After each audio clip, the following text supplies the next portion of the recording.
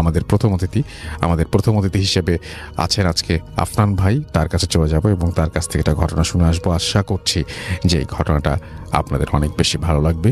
চলুন শুরুতেই চলে যায় আফনান ভাইয়ের কাছে। এখন যে ঘটনাটি আপনাদের সাথে শেয়ার করব, এই ঘটনাটি আমাদেরকে যিনি পাঠিয়েছেন তার নাম নাশিতুর রহমান নাজমুল। ওনার বাড়ি জামালপুর জেলার সদর উপজেলার গোড়ারকান্দা গ্রামে।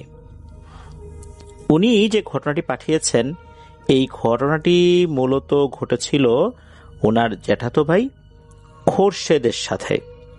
খোরশেদ ভাইয়ের সাথে এই ঘটনাটি ঘটেছিল 2010 কি 11 সালের দিকে। খোরশেদ ভাই পেশায় একজন কৃষক। কৃষিকাজ করেই মূলত উনি ওনার জীবিকা চালান, এখনো সেই কাজটি করছেন। এর পাশাপাশি উনি আর একটা কাজ করতেন। কাজের ফাঁকে ফাঁকে অর্থাৎ সুযোগ সুবিধা অনুযায়ী উনি মাছ ধরতেন, তবে এখন আর মাছ ধরেন না। পারিবারিকভাবে ওনারা এই খোরশেদ ভাইকে খুশু ভাই নামেই বেশি ডাকেন। খুশু ভাই যেই জিনিসটা দিয়ে মাছ ধরতেন সেটা হচ্ছে কারেন্ট জাল। ওনাদের বাড়ির পাশেই বেদঘর মাঠ, ধানি জমির মাঠ, আবার বিলও বলা চলে। বৈশাখ মাস থেকে অগ্রহায়ণ মাস পর্যন্ত পানি থাকে হাঁটু পর্যন্ত। এই বিলেই তিনি মাছ ধরতেন। ঘটনাটা ঘটেছে বর্ষাকালেই। তিনি সন্ধ্যার আগে আগে বিলে গিয়ে জাল পেতে আসতেন। ঘটনার দিনও তিনি জাল পেতেই আসেন। তারপর খাওয়া দাওয়া শেষ করে ঘুমিয়ে পড়েন। ইচ্ছা ছিল ফজরের আজান হয়ে গেলে তিনি মাছ তুলতে যাবেন। সেই অনুযায়ী উনি উঠেও পড়েছেন। চিন্তা করলেন যে বেশি দেরি হয়ে গেল না তো, কারণ বেশি দেরি হয়ে গেলে কিন্তু মাছ নষ্ট হয়ে যেত বা পচে যেত। ঘটনার দিন রাতে তার যখন ঘুম ভাঙে তখন উনি একটা লাইট নিয়ে বেরিয়ে পড়েন। উনি বাইরে বের হওয়ার পর ফজরের আজান বেশ কিছুক্ষণ শুনতে পাই নাই। উনি ভাবলেন হয়তো আজান আগেই হয়ে গেছে। আশেপাশে মোটামুটি পরিষ্কার দেখে উনি বেরিয়ে যান, ভাবেন হয়তো আজান দিয়ে দিয়েছে, এই একটু পরেই সকাল হয়ে যাবে।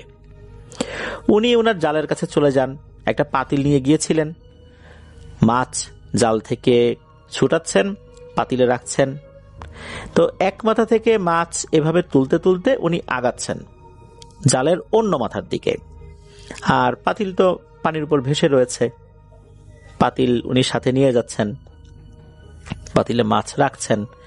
এভাবে তুলতে তুলতে যখন জালের একদম শেষের দিকে চলে আসছেন তখন তিনি লাইটের আলোতে ভয়ঙ্কর একটা জিনিস দেখতে পান। খুশু ভাই দেখেন একটা বেটে কালো কুচকুচে অবয়ব, 10-12 বছরের বাচ্চার উচ্চতা যেমন হয় ঠিক তেমন, জালের ওই মাথায় কি যেন করছে। এটা দেখে খুশু ভাই তো উচ্চস্বরে চিৎকার করে বলেছে, এই কেরে তুই, যা এখান থেকে, যা যা ভাগ, হই হই যা যা। এই যেরকম শব্দ করে না অনেকে, ওই রকম করছে। এখন উনি বুঝতে পেরেছেন ঘটনাটা কি হয়েছে। প্রথমে তো উনি এরকম হুস হুস হই হই যা এখান থেকে এগুলো তো বলতেছেন, কিন্তু পরবর্তীতে বুঝতে পেরেছেন জিনিসটা আসলে কি। এখানে তো এই সময় কোনো বাচ্চার আসার কথা না। উনি এই যে চিৎকার করছিলেন, কিছু দূরেই একটা টং ঘর ছিল, সেখানে সম্পর্কে মামা হন, তার নাম হচ্ছে আনিস। এই আনিস মামা ঘুমিয়েছিলেন। এই খুশু ভাইয়ের হাক ডাক শুনে উনি আবার জেগে গিয়েছেন। উনিও কিন্তু জাল পেতেছিলেন। উনি একটা টং ঘর করেছেন, তো ওইখানেই রাত্রে থাকেন। তো ওই আনিস মামা বুঝতে পেরেছেন যে এখানে কিছু একটা হয়েছে। উনি আবার চিৎকার করে বলছেন, এই কেরা চিৎকার করে। এই শব্দটা আবার এই খুশু ভাই শুনেছেন। মামার ডাক শুনে খুশু ভাই কিছুটা সাহস পান। তখন উনি বলেন যে আমি খোরশেদ। তখন আনিস মামা বলেন, ও খোরশেদ, তো কি হয়েছে রে? তখন খুশু ভাই বলেন যে মামা আমি তো বিপদে পড়ছি। তখন আনিস মামা বলেন, এদিকে আগে আসো, আমার কাছে আসো। এই বলে ওই আনিস মামা ওই টংঘর থেকে হাতটা বের করে লাইটটা জ্বালিয়েছেন, মানে লাইটের আলো কোন দিকে এটা উনি বোঝানোর জন্য। ওই দিকে উনি আছেন। তো যখন আলোটা জ্বালিয়েছেন, ওই আলোর উৎসটা দেখে খুশু ভাই দ্রুত ওই দিকে ছুটে যান। যাওয়ার পর ওই আনিস মামা বলছেন যে ভয় পাইছো বেটা? বুঝতে পারছি, কি হয়েছে খুলে বলো তো। ওই সময় চিৎকার করলা কেন? তখন খুশু ভাই সব খুলে বলেন। সব শুনে আনিসমা বলছেন যে ও এই ব্যাপার, ভয় পাইও না, ওই জিনিসটা আমি মাঝে মধ্যে দেখি, ও তোমায় কিছু করবে না, এই মাঝে মাঝে মাছ টাছ খায় এই আর কি, ও এখন পর্যন্ত কাউকে ক্ষতি করছে শুনি নাই, যেহেতু দেখেই ফেলছো এখন আর ওদিকে যাওয়ার দরকার নাই, আজান হইলে তারপরে জালের বাকি মাছ তুলে চলে যাও। তখন খোরশেদ ভাই বলেন যে বলেন কি মামা, ফজর আজান এখনো হয় নাই? তখন আনিসমা বলেন আরে আকাশের দিকে তাকায় দেখো কত চাঁদের আলো, ফজরের আজান এখনো দেয়নি। তখন দুইজন মিলে গল্প গুজব করছিলেন, একটা সময় ফজর আজান হয়। তারপর ওই খোরশেদ ভাই উনি ওনার জাল থেকে বাকি মাছগুলো ছাড়িয়ে নিয়ে বাড়িতে চলে আসেন। তবে আসার পর ওনার সামান্য জ্বর আসলেও সেটা 1-2 দিনের মধ্যে এমনি ভালো হয়ে যায়, আর কোনো সমস্যা হয়নি। তবে বাড়িতে আসার পর উনি এই ঘটনাটা বলেছিলেন। তারপর বাড়ির সদস্যরা গ্রামের কিছু রীতিনীতি অনুযায়ী কিছু চিকিৎসা করে দিয়েছিলেন, যেটা হয় আর কি, ওই যে কোনো লোহা আগুনে গরম করে সেই পানি দিয়ে লবণ দিয়ে খাওয়ানো, ওই যে আমরা বলি না বিভিন্ন ঘটনার মধ্যে যে গরম পানির মধ্যে লবণ দিতে হবে, এর ভিতর আবার লোহা গরম করে সেই লোহাটা ডুবিয়ে দিতে হবে, সেই পানি খাওয়াতে হবে, সেই পানি দিয়ে গোসল করাতে হবে। এই যে গ্রামীণ কিছু ট্রিটমেন্ট চিকিৎসা, এটাই ওনার জন্য করা হয়েছিল পরিবার থেকে। এর পরের যে ঘটনাটা, এই ঘটনাটা ঘটেছিল আজিজুল নামে একজনের সাথে, সেও এই নাজমুল ভাইয়ের সম্পর্কে ভাই হয় আর কি, যিনি আমাদেরকে ঘটনা পাঠিয়েছেন। তো এই আজিজুল ভাই এবং তার বাবার সাথে ঘটেছিল। শুধু আজিজুল ভাইয়ের সাথে না, আজিজুল ভাইয়ের বাড়ি ময়মনসিংহ জেলার মুক্তাগাছা উপজেলার হরিণকান্দা গ্রামে। ঘটনার কোন সালে ঘটেছিল এটাও শুনি বলতে পারেন নাই। তো ওখানে একটা গ্রাম রয়েছে, সেটার নাম হচ্ছে ইচাখালী। ইচাখালী হয়ে তাদের গ্রাম হরিণাকান্দার বুক চিরে বয়ে গেছে একটা নদ, সেটাকে আবার খালও বলা চলে। ঘটনার রাতে তার বাবা তাকে নিয়ে ওই খালে যান মাছ ধরতে। আজিজুল ভাই প্রথমে যেতে অস্বীকার করলেও তার বাবা এক প্রকার জোর করেই তাকে মাছ ধরতে নিয়ে যান। ওনারা যাওয়ার সময় ঝাঁকি জাল সঙ্গে নিয়েছেন। ময়মনসিংহ জামালপুর অঞ্চলে এই ঝাঁকি জালকে তৈরা জাল বলে নাকি। তো তারা চলে আসেন খালে। আজিজুল ভাইয়ের বাবা আজিজুল ভাইকে ওই জাল ফেলতে বলেন, মানে জাল যেভাবে ছড়ে আর কি, খেও জাল বা তৈরা জাল যেগুলো ছড়ে আর কি, তো ওইভাবে ছুটতে বলেন। খালের পাড় থেকে উনি প্রথমে জাল ছড়েন, জাল টানার পর দেখলেন যে কয়েকটা পুঁটি মাছ উঠেছে আর কি। যে জায়গা থেকে উনি জাল ছুঁড়েছেন সেখান থেকে আসলে তো বেশি একটা সুবিধা করা যাচ্ছিল না, তাই উনি কিছুটা পানিতে নেমে পড়েছেন। নামতে নামতে প্রায় কোমর অবধি পানিতে নেমে পড়েছেন। এবার জাল নিয়ে রেডি, এখন আবার জাল ছুড়বেন। এমন সময় ঘটে একটি ভয়ঙ্কর ঘটনা। আজিজুল ভাইয়ের বাবা দেখেন যে তার পেছনে বাঁশঝাড় ছিল। এই বাঁশঝাড়ের বাঁশগুলো মনে হচ্ছে দুমড়ে মুচড়ে যাচ্ছে, বাঁশের মাথাগুলো নুইয়ে পড়ে মনে হচ্ছে পানিতে ঠেকে যাবে।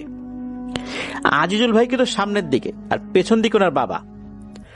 ওনার বাবার ডান দিকের পেছন সাইডে ছিল বাঁশঝাড়। তখন এই আজিজুল ভাইয়ের বাবা এই বিষয়টা কিছুটা আন্দাজ করতে পেরেছেন। আজিজুল ভাইয়ের বাবা তখন আজিজুল ভাইকে বলেন, আজিজ চলে আয় বাবা, আজ আর মাছ ধরতে হবে না। তা আজিজুল ভাই বলছেন, কেন বাবা চলে যাব, মাত্র তো আসলাম, 2-1 বার তো জালও ভালো করে ফেলতে পারলাম না, মাছ না নিয়েই বাড়িতে চলে যাব। তখন আজিজুল ভাইয়ের বাবা বলছেন, আজ আর মাছ পেতে হবে না, আয় বাড়ি যাই, পরে তোকে সব খুলে বলছে, আর কোনো কথা বাড়াস না, তাড়াতাড়ি চল। আজিজুল ভাই কিন্তু এই যে কি হলো না হলো এই ঘটনার কিছুই জানেন না, তিনি কোনো কিছুই বুঝতে পারেন নাই। তিনি দেখছিলেন সবকিছু স্বাভাবিক আছে। আর তাছাড়া উনি খালের দিকে মুখ করেছিলেন তো, আর এই ঘটনাটা ঘটেছিল তার পেছন সাইডে। তো পেছন সাইডে হলেও তো কিছুটা আঁচ করার কথা, কিন্তু উনি কিছুই বুঝতে পারেন নাই। আজিজ ভাই তার বাবার কথা মতো বাড়িতে চলে আসেন। বাড়িতে আসার পর ওনার বাবা আজিজ ভাইকে সবকিছু খুলে বললে তখন উনি মাছ না ধরে চলে আসার কারণ বুঝতে পারেন। তখন তার বাবাকে উনি প্রশ্ন করেন যে এত কিছু যে হয়ে গেল, আমি তো কিছুই বুঝতে পারলাম না, ঘটনাটা কি? তখন ওনার বাবা বলেছিলেন, এই দুষ্ট শয়তানরা এমন কিছু মায়াজাল সৃষ্টি করে যেটা সবাই বুঝতে পারে না। আল্লাহর রহমতে যে বাড়ি পর্যন্ত সহি সালামতে আসতে পারছি, এটাই আল্লাহর কাছে লাখ লাখ শুকরিয়া। এর পরের ঘটনাটা ঘটেছিল এই নাজমুল ভাইয়ের জ্যাঠাতো ভাইয়ের সাথে। সেই ভাইয়ের নাম হচ্ছে কবির হোসেন। ঘটনাটি যে জায়গায় ঘটেছিল তার একটু বিবরণ দেওয়া জরুরি। ঘটনাটি ঘটেছিল ওনাদের বাড়ির পাশের খালি। এই খালটা এই বেদঘর বিল সহ আশেপাশের 3-4 গ্রামের পানি মোটামুটি এই খালে এসে পড়ে বৃষ্টি হলেই। খালের আশেপাশে আধা কিলোমিটার দূরে দূরে ঘর বাড়ি। ওনাদের বাড়িও 3 থেকে 400 মিটার দূরে অবস্থিত এই খাল থেকে। খালের চারপাশে শুধু ধানের জমি। ঘটনাটি ঘটেছে এক বর্ষার রাতে। চারিদিকে শুধু থই থই পানি। এই পানির মধ্যেই খালের মাঝে বাঁশ দিয়ে বানা তৈরি করা হয়।